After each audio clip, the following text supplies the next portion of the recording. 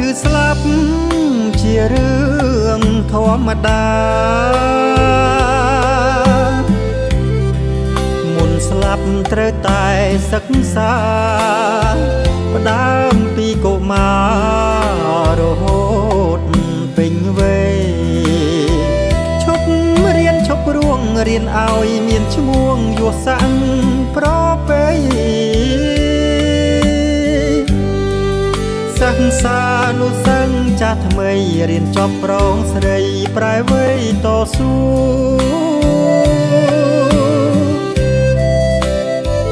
ទឹកចិត្តពុះពោអំបូរសាំជាតិរួងហើយមុននឹងបែកឃ្លាតជុំនាញរៀនទៀតឆ្លៀតមិនរអ៊ូតបស្នងសងគុណគ្រូចាស់កើតមុនជាជន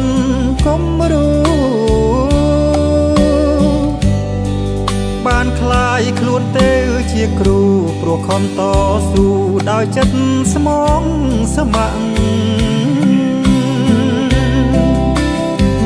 คลายខ្លួនជាគ្រូ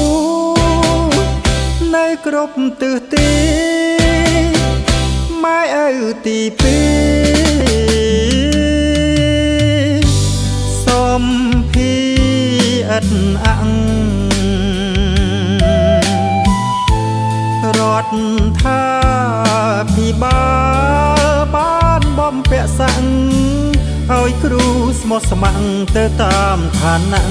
វណ្ណៈខ្ពង់ខ្ពស់មិនឲ្យរងគ្រោះលេបគ្រួងលេបថ្ម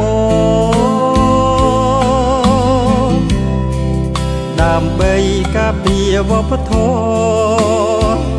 ដោយចិត្តស្មោះសរល្អមានសាំងយោងយ៉ាងគ្រូបង្រៀនឲ្យសិស្សដើរឈានរៀនទៀតទៅខ្ពស់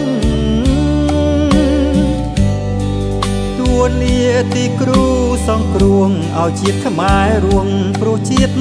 ខាងរា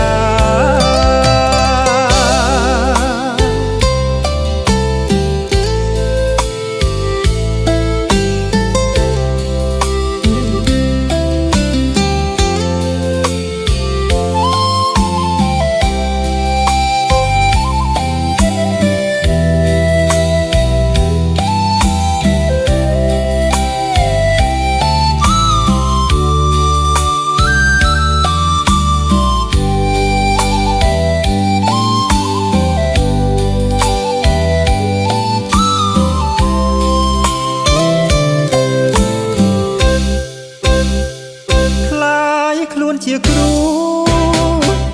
នៅគ្រប់ទិសទីម៉ែឪទីពីរសំភាអិតអង្រដ្ឋា